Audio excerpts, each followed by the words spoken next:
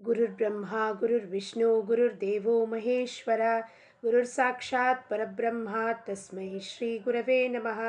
चिदंबर नमस्तेस्तु चिंतितार्थप्रदायिने ಔದುಂಬರ ಸದಾವಾಸ ಚಿದಂಬರ ನಮೋಸ್ತುತೆ. ಎಲ್ಲ ಆತ್ಮಜ್ಯೋತಿಗಳಿಗೆ ಸಾಷ್ಟಾಂಗ ಪ್ರಣಾಮ. ಇಂದಿನ ರಾಜಾರಾಮ್ ಮಹಾರಾಜರವರ ಅಭಂಗವನ್ನು ನೋಡೋಣ. ಯಾತ್ರಲ್ಲವರು ಭಗವದ್ಭಕ್ತ, ಸಂತ, ಜ್ಞಾನಿ. ಅವ್ರ ಬಗ್ಗೆ ಅವರಲ್ಲಿರುವ ಉದಾರತೆ, ಅವರ ಜ್ಞಾನಿಗಳು ಹೆಂಗಿರ್ತಾರಪ್ಪ ಅಂದರೆ, ತೀರ್ಥಕ್ಕೆ ತೀರ್ಥತ್ವವನ್ನು ಕೊಡು ಅಂದರೆ ಒಂದು ತೀರ್ಥಸ್ಥಾನಕ್ಕೆ ಮಹತ್ವ ಯಾರಿಂದ ಬರುತ್ತಪ್ಪ? ಆ ಸಂತರು, ಜ್ಞಾನಿ, ಸಿದ್ಧರು, ಸಿದ್ಧಪುರುಷರು. ನಾವು ಹೇಳ್ತೀವಿ ಅಲ್ಲಿ ಹೋಗ್ರಿ, ಆ ಊರಿನಲ್ಲಿ ಅವರು ಸಿದ್ಧಪುರುಷರಿದ್ದಾರೆ, ಆ ಊರಿಗೆ ಮಹತ್ವ ಯಾರಿಂದ ಬರುತ್ತಪ್ಪ? ಆ ಸಂತರಿಂದ, ಆ ಜ್ಞಾನಿಗಳಿಂದ ಆ ಊರಿಗೆ ಮಹತ್ವ. ಆ ತೀರ್ಥಕ್ಕೆ ಮಹತ್ವ, ತೀರ್ಥತ್ವಕ್ಕೆ ಮಹತ್ವ ಆ ಜ್ಞಾನಿಗಳಿಂದ, ಆ ಸಂತರಿಂದ, ಸಾಧುಗಳಿಂದ, ಭಗವದ್ಭಕ್ತರಿಂದ. ಈ ಜಗನ್ನಾಥಪುರಿದಲ್ಲಿ ನಿತ್ಯ ಖಿಚಡಿದು ಇದು ಮಾಡ್ತಾರೆ, ನೈವೇದ್ಯ ಮಾಡ್ತಾರೆ. ಆ ಖಿಚಡಿ ಹಿನ್ನೆಲೆ ಏನಪ್ಪ? ಕೂರ್ಮಾಬಾಯಿ ಎಂಬ ಭಕ್ತಳಿಂದ. ಕೂರ್ಮಾಬಾಯಿ ಖಿಚಡಿ ಪ್ರಸಿದ್ಧ. ಇವತ್ತಿಗೂ ಜಗನ್ನಾಥಪುರಿದಲ್ಲಿ ಎಲ್ಲರಿಗೂ ಖಿಚಡಿ ಪ್ರಸಾದ ಕೊಡ್ತಾರೆ. ಅದು ಒಬ್ಬಳ ಭಗವದ್ಭಕ್ತಳಿಂದ ಆ ಖಿಚಡಿ ಫೇಮಸ್ ಆಯಿತು. ಅಂದರೆ ಅವ್ರದ್ದು ಒಂದು ಭಕ್ತಿಯಿಂದ, ಪ್ರೇಮದಿಂದ ಆ ಸ್ಥಾನಕ್ಕೆ, ಸ್ಥಳಕ್ಕೆ, ಕ್ಷೇತ್ರಕ್ಕೆ ಮಹತ್ವ ಬರೋದು ಅವರಿಂದ. ಏನು ಹೇಳ್ತಾರಪ್ಪ ರಾಜಾರಾಮ್ ಮಹಾರಾಜರು? ದಯಾ क्षमाचा जो सागर ज्ञान देऊन उदार जैसा ज्याचा अधिकार तैसा सांगती विचार बोध जाग निवविती दुर्लक्षतयाची संगती दास म्हणे चिदंबर सद्गुरु रूपते अवतार. ತೀರ್ಥಿ ಕುರುವಂತಿ ತೀರ್ಥಾಣಿ ಅಂದರೆ ತೀರ್ಥಕ್ಕೆ ಮಹತ್ವ ಕೊಡುವುದು. ಆ ತೀರ್ಥಕ್ಕೆ ಒಂದು ಸಾಮರ್ಥ್ಯ ಅಥವಾ ವಿಲಕ್ಷಣವಾದ ಮಹತ್ವ ಬರೋದು ಆ ಸಂತರಿಂದ, ಭಕ್ತರಿಂದ. ಯಾಕೆಂದರೆ ಅವರಲ್ಲಿ ಅಂಥ ವಿಲಕ್ಷಣವಾದ ಅಧಿಕಾರ ಇರುತ್ತದೆ ಅಂತ ಮಹರ್ಷಿ ನಾರದರು ಹೇಳ್ತಾರೆ. ಆ ಗುಣಸಂಪದವನ್ನು ಹೊಂದಿರ್ತಾರೆ ಅವರು. ಎಂಥದಪ್ಪ ಅಂತ ಹೇಳ್ತಾರೆ. ದಯಾ ಕ್ಷಮಾಚಾದೋ ಸಾಗರ ಜ್ಞಾನ ದೇವುನ ಉದಾರ. ಇಂಥ ಜ್ಞಾನಿ, ಇಂಥ ಸಾಕ್ಷಾತ್ಕಾರಿ ಪುರುಷ, ಸಂತ ಯಾರು ಸ್ವತಃ ಮಾಯೆಯನ್ನು ಭವಸಾಗರವನ್ನು ದಾಟಿ ಹೋಗಿರ್ತಾನೋ ಅವನು ಅವರ ಸಾಮರ್ಥ್ಯದಿಂದ ಇತರರಿಗೂ ಆ ಭವಸಾಗರವನ್ನು ದಾಟಿಸುವ ಶಕ್ತಿ ಇರುತ್ತೆ ಅವರಲ್ಲಿ.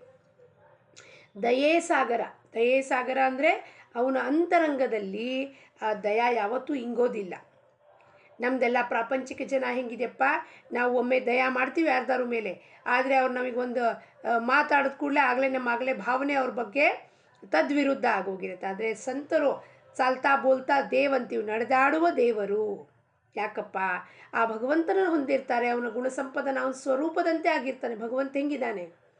ನಾವು ಎಷ್ಟೇ ತಪ್ಪು ಮಾಡಿದ್ರೂ ಸಹ ತನ್ನ ಹೊಟ್ಟೆ ಒಳಗೆಲ್ಲವನ್ನೂ ಹಾಕ್ಕೊಂಡು ಪುನಃ ನಮಗೆ ನಾವು ಏನೇ ಕಷ್ಟ ಬಂದರೂ ಸಹ ಅವನ ಹತ್ರ ಹೋದಾಗ ಅದಕ್ಕೆ ಸೊಲ್ಯೂಷನ್ ಕೊಡ್ತಾನೆ, ದೂರ ಮಾಡ್ತಾನೆ, ದಾಟಿಸ್ತಾನೆ, ಎಲ್ಲವನ್ನೂ ಮಾಡ್ತಾನೆ, ಎಚ್ಚರಿಕೆ ಕೊಡ್ತಾನೆ. ಪುನಃ ಬಂದು ನಾವು ಎಷ್ಟೇ ಬೈಲಿ ಅವನಿಗೆ, ಎಷ್ಟೇ ನಾವು ಅವನನ್ನು ಬಿಟ್ಟು ಹಾಕಲಿ, ಅವನನ್ನು ನಾಮವನ್ನೂ ತಗೊಳ್ಳದೇ ಇರಲಿ, ಆದರೂ ಅವನು ಕರುಣಾಸಾಗರ ಅಂತೀವಿ, ಭಕ್ತವತ್ಸಲ ಅಂತೀವಿ.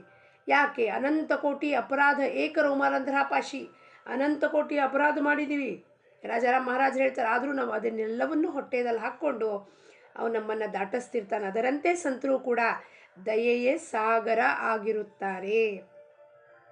ದಯಾ ಮಾಡೋದು ಅವರು ಸ್ಥಾಯಿ ಭಾವ. ಹಂಗಂದ್ರೆ ದಯಾ ಮಾಡೋದು ಏನಪ್ಪ? ಇಲ್ಲಿ ದಯಾಭಾವನ ಅಂದರೆ ಏನು?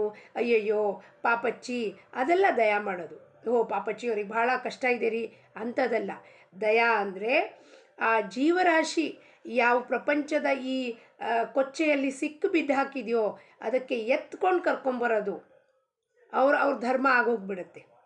ಆ ಸಮಯದಲ್ಲಿ ಅವ್ರು ಏನೇ ಮಾತಾಡಲಿ, ಎಷ್ಟೇ ಕೆಟ್ಟದಾಗಿ ಮಾತಾಡಲಿ, ನಿಂದನೆ ಮಾಡಲಿ, ಅಪಮಾನಗಳನ್ನು ಮಾಡಲಿ. ಸಂತರನ್ನು ನಾವು ನೋಡ್ತೀವಿ, ಎಷ್ಟು ಬಾರಿ ಹೋಗಿ ನೋಡಿರ್ತೀವಿ. ಸಂತರನ್ನೆಲ್ಲ ಹೆಂಗೆ ಅಪಮಾನ ಮಾಡ್ತಾರೆ. ರಾಜಾರಾಮ್ ಮಹಾರಾಜರಿಗೆ ಹೆಂಗೆಲ್ಲರೂ ಅಪಮಾನ ಮಾಡಿದ್ರು, ತಿರಸ್ಕಾರವನ್ನು ಮಾಡಿದ್ರು. ಏನಪ್ಪ ಚರ್ಮ ಪಾದಕ್ಕೆ ಹಾಕ್ಕೊಂಡು ಓಡಾಡ್ತಿರ್ತಾನೆ, ಹರಕು ಬಟ್ಟೆ ಹಾಕ್ಕೊಂಡು ಓಡಾಡ್ತಿರ್ತಾನೆ, ಕಾಲಲ್ಲಿ ಚಪ್ಪಲಿ ಇರ್ತಿರಲಿಲ್ಲ. ಏನೂ ಇರ್ತಿರಲಿಲ್ಲ, ಎಷ್ಟು ನಿಂದನೆ ಅಪಮಾನವನ್ನು ಸಹನ ಮಾಡಿದ್ರು. ಆದರೆ ಅವರೇನಿರ್ತಾರೆ, ದಯಾಸಾಗರ. ನಾವು ಏನು ಮಾಡಿದ್ರೂ ಕೂಡ ಅವರಿಗೆ ಆ ಯತ್ಕಿಂಚಿತವಾಗಿಯೂ ಅವರಿಗೆ ನಮ್ಮ ಮೇಲೆ ಕೋಪ ಕ್ರೋಧ ಬರೋದಿಲ್ಲ. ಯಾಕೆ? ಅದೆಲ್ಲ ಹಿಂಗೆ ಹೋಗಿದೆ. ಸ್ವಾಮಿಯನ್ನು ಹೊಂದ ಮೇಲೆ ಏನಿದೆ ಅವ್ರಿಗೆ ಕೆಲಸ? ಸ್ವಾಮಿ ಬಗ್ಗೆನೇ ಎಲ್ಲರಿಗೂ ಆ ಜ್ಞಾನವನ್ನು ನೀಡೋದು. ಜ್ಞಾನದಿಂದ ಪರಿಪೂರ್ಣರಾಗಿರ್ತಾರೆ. ಉದಾರ ಹಸ್ತದಿಂದ ಮುಕ್ತವಾಗಿ ಜ್ಞಾನವನ್ನು ಹಂಚ್ತಿರ್ತಾರೆ. ಯಾರು ಏನಾರು ಅಂದ್ಕೊಳ್ಳಿ, ಅವ್ರ ಕೆಲಸ ಇರೋದು ಉದ್ದೇಶ ಏನು? ಪೃಥ್ವಿ ಮೇಲೆ ಬಂದು ಆ ಜ್ಞಾನವನ್ನು ಹೊಂದಿ ಜ್ಞಾನವನ್ನು ಹಂಚೋದು. ಅವಾಗ ಅವ್ರೇನು ಮಾಡ್ತಾರೆ? ಅವ್ರು ಯಾರು ಏನು ಹೇಳಲಿ, ಏನು ಮಾತಾಡಲಿ, ಬೈಲಿ, ಉಗೊಳ್ಳಿ, ನಿಂದನೆ ಮಾಡಲಿ. ತುಕಾರಾಮ್ ಮಹಾರಾಜರಿಗೆ ಏನು ಮಾಡ್ತಿದ್ರಪ್ಪ? ತುಕಾರಾಮ್ ಮಹಾರಾಜರಿಗೆ ಒಮ್ಮೆ ಏನು ಮಾಡ್ತಾರೆ, ಹೋಳಿ ಹಬ್ಬದಲ್ಲಿ ಬಂದು ಎಲ್ಲರೂ ತುಕಾರಾಮ್ ಮಹಾರಾಜರು ಬನ್ನಿ ಬನ್ನಿ ನಿಮಗೆ ಮೆರವಣಿಗೆ ಮಾಡಬೇಕಾಗಿದೆ ಅಂದ್ಬಿಟ್ಟು ಕತ್ತೆ ಮೇಲೆ ಕೂಡಿಸಿ ಮುಖಕ್ಕೆ ಮಸಿ ಬಳಿದು ಚಪ್ಪಲಿ ಹಾರಗಳನ್ನು ಹಾಕಿ ಮೆರವಣಿಗೆ ಮಾಡಿಸ್ತಾರೆ. ತುಕಾರಾಮ್ ಮಹಾರಾಜರು ಯತ್ಕಿಂಚಿತವಾಗಿಯೂ ವಿಚಲಿತರಾಗುವುದಿಲ್ಲ. ಏನಂತಾರಪ್ಪ? ಇದು ಪಾಂಡುರಂಗ, ನೀನು ಇಚ್ಛೆ ಇದೆಯಪ್ಪ, ನಿನ್ನ ಇಚ್ಛೆಯಂತೆ ನಡೀಲಿ ಅಂತ. ಕೋಪ ಇಲ್ಲ, ಕ್ರೋಧ ಇಲ್ಲ, ಏನೂ ಇಲ್ಲ. ಎಲ್ಲರೊಡನೆ ಅದೇ ದಯಾ ಕ್ಷಮಾ ಭಾವನೆ. ಅನೇಕ ಪ್ರಕಾರದ ಶಿಷ್ಯರು ಭಕ್ತರು, ಜೈಸಾ ಜ್ಯಾಸಾ ಅಧಿಕಾರ ತೈಸಾ ಸಾಂಗತಿ ವಿಚಾರ. ಯಾರು ಬರ್ತಾರೋ, ಅನೇಕ ಪ್ರಕಾರದ ಭಕ್ತರು ಬರ್ತಾರೆ, ಶಿಷ್ಯರು ಬರ್ತಾರೆ, ಅವರು ಚರಣಕ್ಕೆ ತಮ್ಮ ಇದನ್ನು ಮಾಡ್ತಾರೆ, ಸಮರ್ಪಣ ಮಾಡ್ತಾರೆ. ಆದರೆ ಯಾರ ಅಧಿಕಾರ ಹೆಂಗಿರುತ್ತೋ ಅವರಿಗೆ ಹಾಗೆ ಬೋಧನೆ ಮಾಡ್ತಾರೆ. ಒಬ್ರಿಗೆ ಪ್ರಾಪಂಚಿಕ ವಸ್ತು ಬೇಕಾಗಿರುತ್ತೆ, ಒಬ್ಬರಿಗೆ ಪರಮಾರ್ಥಕ ವಿಷಯ ಬೇಕಾಗಿರುತ್ತೆ, ಹೆಜ್ಜೆ ಹೆಜ್ಜೆಗೂ ಅವ್ರನ್ನ ಹಿಡ್ಕೋಬೇಕಾಗತ್ತೆ, ಸಮಾಧಾನ ಮಾಡಬೇಕಾಗತ್ತೆ. ಅವಾಗ ಅವ್ರು ಏನು ಮಾಡ್ತಿರ್ತಾರೆ? ಅವ್ರು ಯಾರ್ಯಾರ ಅಧಿಕಾರ ಹೆಂಗಿರುತ್ತೋ ಎಲ್ಲರೊಡನೆ ಅವರ ಸಮಾಧಾನವನ್ನು ಮಾಡ್ತಾರೆ. ಅಧಿಕಾರ ನೋಡಿ ಉಪದೇಶವನ್ನು ಮಾಡ್ತಾರೆ. ಇದೇ ಅವ್ರ ಬ್ರಿದಾವಳಿ. ಯಾರು ಬರ್ತಾರೋ ಅವ್ರ ಅಧಿಕಾರ ನೋಡಿ, ಇವನು ಯಾವ ಕ್ಯಾಲಿಬರ್ನಲ್ಲಿದ್ದಾನಪ್ಪ, ಇವನು ಯಾವ ಸ್ಥಿತಿದಲ್ಲಿ ಅವಸ್ಥೆಯದಲ್ಲಿದ್ದಾನೆ, ಅದನ್ನು ನೋಡಿ ಅವರು ಉಪದೇಶವನ್ನು ಮಾಡ್ತಾರೆ. ಅವಾಗ ಆ ಭಕ್ತ ಏನಾಗ್ತಾನಪ್ಪ? ಬೋಧನೆ ಮಾಡಿ ಜಾಗೃತ ಮಾಡ್ತಾರೆ. ಆ ಭಕ್ತ ಸಾಧನಕ್ಕೆ ಆರೂಢನಾಗಿ ಈಶ್ವರ ಸನ್ಮುಖನಾಗಿ ಹೋಗುವಂತೆ ಅವರು ಸಾಧ್ಯತೆಯನ್ನು ಮಾಡಿಕೊಡ್ತಾರೆ. ಇವನು ಪರಮಾತ್ಮನ ಪ್ರಾಪ್ತಿ ಮಾಡ್ಕೊಳ್ಬೇಕು, ಆ ರೀತಿಯಲ್ಲಿ ಅವರು ಬೋಧನೆಯನ್ನು ಮಾಡ್ತಾರೆ. ಶಿಷ್ಯನಿಗೆ ಯೋಗ್ಯವಾದ ಉಪದೇಶವನ್ನು ಮಾಡಿ ಅವನ ಮನಸ್ಸನ್ನು ಶಾಂತವನ್ನು ಮಾಡ್ತಾರೆ, ಸಮಾಧಾನ ಹೊಂದುವಂತೆ ಮಾಡ್ತಾರೆ. ನಿವವಿ ಬೋಧ ಜಾಗ ನಿವವಿತಿ. ನಿವವಿತಿ ಅಂದರೆ ಶಾಂತ ಮಾಡೋದು, ಅಂತರಂಗ ಚಿತ್ತ ಎಲ್ಲವನ್ನೂ ಶಾಂತ ಮಾಡೋದು. ಅಂದರೆ ಮನಸ್ಸಿನ ವ್ಯಾಪಾರ ನಿಂತೋಗತ್ತಲ್ಲಿ. ನಾನು ಮಾಡ್ತಾ ಇದ್ದೀನಿ ಎಂಬ ಅಹಂಭಾವನ ಉಳಿಯೋದಿಲ್ಲ ಅಲ್ಲಿ. ಎಲ್ಲವೂ ಪರಮಾತ್ಮನೇ ಕರ್ತ ಅಂತ ಬೋಧವನ್ನು, ಆ ವಿವೇಕವನ್ನು ಅವರು ಜಾಗೃತ ಮಾಡಿ ಆ ಭಕ್ತ ಶಿಷ್ಯರ ಮನಸ್ಸನ್ನು ಸಂಪೂರ್ಣವಾಗಿ ಶಾಂತಿ ಸಮಾಧಾನವನ್ನು ಹೊಂದಿಸ್ತಾರೆ.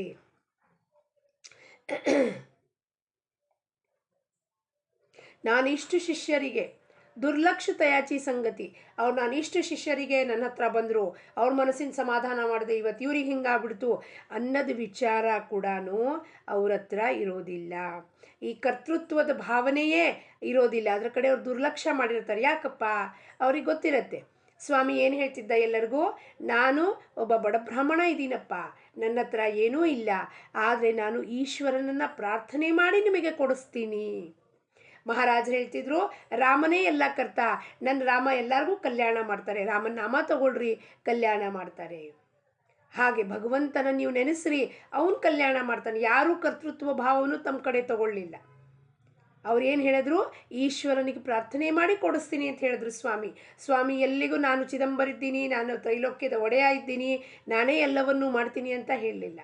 ಯಾವಾಗಲೂ ನಮ್ಮ ಕರ್ತೃತ್ವ ಭಾವವನ್ನು ಪರಮಾತ್ಮನಿಗೆ ಕೊಟ್ಟಾಗ ನಮ್ಮೆಲ್ಲವೂ ಮನಸ್ಸಿನ ವ್ಯಾಪಾರ ನಿಂತು ಹೋಗುತ್ತೆ. ಅದಕ್ಕೆ ಏನು ಪ್ರಾಕ್ಟೀಸ್ ಮಾಡಬೇಕಪ್ಪ? ಪರಮಾರ್ಥದಲ್ಲಿರೋ ಜನ ನಾವೆಲ್ಲರೂ ಹೋಗ್ತಿದ್ದೀವಿ. ನಾನು ಪ್ಲ್ಯಾನ್ ಮಾಡಿದೆ ಇವತ್ತು ನಾನು ಇದಕ್ಕೆ ಬಾಬುಳ್ಗಾವ್ ಹೋಗ್ತಿದ್ದೀನಿ, ನಾನು ಪ್ಲ್ಯಾನ್ ಮಾಡಿಲ್ಲ. ಸ್ವಾಮಿ ಸ್ವಾಮಿ ಕರೆಸ್ಕೊಂಡಿದ್ದಾನ್ರಿ, ಬಾಬುಳ್ಗಾವ್ ಹೋಗಬೇಕಾಗಿದೆ. ಎಲ್ಲ ಬದಲಾವಣೆ ಆಗಬೇಕು. ಫಸ್ಟ್ ಕರ್ತ ಪರಮಾತ್ಮ ಬರಬೇಕು, ನಾವು ಹಿಂದೆ ಇರಬೇಕಲ್ಲಿ. ನಾವೇ ಕರ್ತ ಅನ್ಕೊಬಿಟ್ಟು ನಾನು ಹೋಗ್ತಿದ್ದೀನಿ ರೀ, ನಾನು ಬಾಬುಳ್ಗಾವ್ ಹೋಗ್ತಿದ್ದೀನಿ ರೀ, ನಾನು ಅಲ್ಲಿ ಹೋಗ್ತಿದ್ದೀನಿ ರೀ, ನಾನು ಹೋಗ್ತಾ ಇಲ್ಲ. ಸ್ವಾಮಿ ಕರೆಸ್ಕೋತಾ ಇದ್ದಾನೆ. ಸ್ವಾಮಿ ಮುರುಗೋಡಿಗೆ ಕರೆದಿದ್ದಾನೆ ರೀ, ಮುರುಗೋಡಿಗೆ ಹೋಗ್ತಾ ಇದ್ದೀನಿ. ಸ್ವಾಮಿ ಕರ್ತ, ಸ್ವಾಮಿನೇ ಕಾರ್ಯಕಾರಣ ಕರ್ತ ಎಲ್ಲದಕ್ಕೂ. ಅಂದರೆ ನಮ್ಮ ಮಾತಿನಲ್ಲಿ ಬದಲಾವಣೆ ಆಗಬೇಕು. ಎಲ್ಲ ಮಾತು ಪರಮಾರ್ಥಿಕ ಜನದ ಹೇಳ್ತೀವಿ ನಾವು. ಅವ್ರ ಮಾತೇ ಬೇರೆ ಇರುತ್ತೆ ರೀ. ಹೆಂಗೆ ಬೇರೆ ಬೇರೆ ಮಾತಾಡ್ತಾರೆ, ವಿಲಕ್ಷಣವಾಗಿ ಮಾತಾಡ್ತಾರೆ. ಯಾಕೆ? ಅವ್ರಿಗೆ ಗೊತ್ತಿದೆ ಪರಮಾತ್ಮನೇ ಕರ್ತ. ಆದರೆ ನಾವು ಪ್ರಾಪಂಚಿಕ ಜನ ಹೇಳೋದೇನು, ಇಲ್ರಿ ನಾವು ಶ್ರೀಶೈಲಕ್ಕೆ ಹೋಗಿದ್ವಿ, ನಾವು ತುಳಜಾಪುರಿಗೆ ಹೋಗಿದ್ವಿ, ನಾನು ಹೋಗಿದ್ದೆ ರೀ. ನಾನು ಹೋಗಿಲ್ಲ. ಅಮ್ಮ ಭವಾನಿ ಕರೆಸ್ಕೊಂಡಿದ್ದಾಳೆ, ದರ್ಶನಕ್ಕೆ ಹೋಗ್ತಾ ಇದ್ದೀನಿ. ಫಸ್ಟ್ ಪರಮಾತ್ಮ, ಸೆಕೆಂಡ್ ನಾನು. ದಾಸ್ಯತ್ವವನ್ನು ಸ್ವೀಕಾರ ಮಾಡಬೇಕು. ಯಾಕೆಂದರೆ ಸಂತರು ಆ ಪರಮಾರ್ಥಿಕ ಜನರ ಕರ್ತೃತ್ವದು ಎಲ್ಲವೂ ಈಶ್ವರ ಅರ್ಪಣ ಆಗೋಗಿರುತ್ತೆ. ಅವ್ರಿಗೆ ಗೊತ್ತಿದೆ ಪರಮಾತ್ಮ ಈ ಕೆಲಸಗಳನ್ನು ಮಾಡಿಸ್ತೀಯಾನೆ, ಅಲ್ಲಿ ಕರೆಸ್ಕೋತಿದ್ದಾನೆ, ಅಲ್ಲಿ ಹೋಗುವಂತಾನೆ, ಇಲ್ಲಿ ದರ್ಶನಕ್ಕೆ ಬಾ ಅಂತಿದ್ದಾನೆ. ಅದಕ್ಕೆ ಫಸ್ಟು ಅವ್ರಿಗೆ ಗೊತ್ತಿದೆ ಅಂತರಂಗದಿಂದ ಎಲ್ಲಿಂದ ಹೇಳುತ್ತಾ ವಿಚಾರ. ಪರಮಾತ್ಮ ಬೀಜ ಹಾಕ್ತಾನೆ, ನಡಿಯಪ್ಪ ನೀನು ಅಲ್ಲಿ ಹೋಗು ಆ ಗುರು ದರ್ಶನಕ್ಕೆ. ನಾನು ಹೋಗ್ತಿದ್ದೀನಿ ರೀ ಗುರುಗಳ ದರ್ಶನಕ್ಕೆ. ನಾನಲ್ಲ, ಗುರುಗಳ ದರ್ಶನಕ್ಕೆ ಕರೆಸ್ಕೊಂಡಿದ್ದಾರ್ರಿ, ನಾನು ಹೋಗ್ತಾ ಇದ್ದೀನಿ. ನಾನು ಅನ್ನೋದು ಬೇಕಾಗಿಲ್ಲ. ಅಲ್ಲಿ ಗುರುಗಳ ದರ್ಶನಕ್ಕೆ ಕರೆಸ್ಕೊಂಡ್ಯಾರೆ, ಹೋಗ್ತಾ ಇದ್ದೀನಿ. ನಾನು ಅನ್ನೋದು ಕಟ್. ನಾನು ನಾನು ನಾನು ದಿವಸದಲ್ಲಿ ಎಷ್ಟು ಬಾರಿ ನಾನು ಅಂತೀವಿ. ಆ ನಾನು ನಾನು ನಾನು ಕಟ್ ಮಾಡ್ತಾ ಹೋದರೆ ನಾಹಂ ಕರ್ತ ನಾಹಂ ಭೋಕ್ತ. ವಿಚಾರ ಮಾಡಿರಿ, ದಿವಸದಲ್ಲಿ ನಾವು ಎಷ್ಟು ಬಾರಿ ನಾನು ನಾನು ನಾನು ನಾನು ಮಾಡ್ತೀನಿ ಅಂತಿರ್ತೀವಿ. ಅದ್ರ ಬದಲಾಗಿ ಸ್ವಾಮಿ ಕರೆಸ್ಕೊಂಡಿದ್ದಾನ್ರಿ, ಸ್ವಾಮಿ ಮಾಡಿಸ್ತಿದ್ದಾನ್ರಿ, ಸ್ವಾಮಿ ಹೇಳಿದ್ದಾರೆ. ಇವತ್ತು ನಾವು ಮಹತ್ವನೇ ಕೊಡೋದಿಲ್ಲ ಸ್ವಾಮಿಗೆ. ಸ್ವಾಮಿ ಎಲ್ಲಿದ್ದಾನೆ? ನಮ್ಮ ಮನೆಯಲ್ಲಿ ದೇವ್ರ ಪೂಜೆದಲ್ಲಿ ವಿಗ್ರಹ ರೂಪದಲ್ಲಿದ್ದಾನೆ, ಫೋಟೋ ರೂಪದಲ್ಲಿದ್ದಾನೆ. ಅವನ ಇರುವಿಕೆ, ಅಸ್ತಿತ್ವ ನಿಜವಾಗಿಯೂ ನಮ್ಮ ಕಣ್ಮುಂದಿದೆ ಅನ್ನೋದು ನಮಗೆ ಭರವಸೆ ಆಗ್ತಿಲ್ಲ. ಸ್ವಾಮಿ ಹೇಳಿದಾನ್ರಿ, ಇವತ್ತು ಇಷ್ಟು ಜನ ಬರ್ತಿದ್ದಾರೆ ದಿಂಡಿಗೆ, ಅವರಿಗೆಲ್ಲ ಪ್ರಸಾದ ಮಾಡಬೇಕು ಅಂತ ಸ್ವಾಮಿ ಹೇಳಿದಾನ್ರಿ.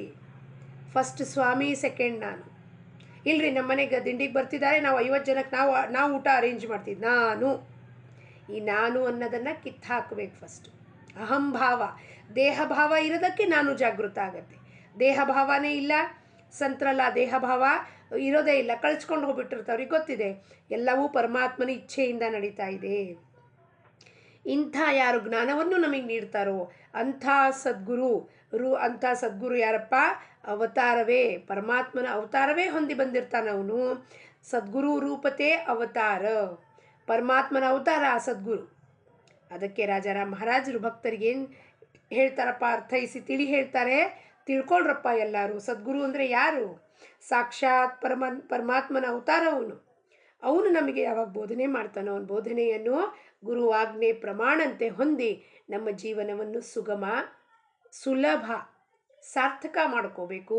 ಅದೇ ನಮ್ಮ ಈ ಜನ್ಮದ ಇತಿ ಕರ್ತವ್ಯ. ಲೋಕ ಸಮಸ್ತ ಸುಖಿನೋ ಭವಂತು. ಸದ್ಗುರು ಚರಣಾರವಿಂದಾರ್ಪಣಮಸ್ತು. ಜೈ ಚಿದಂಬರ.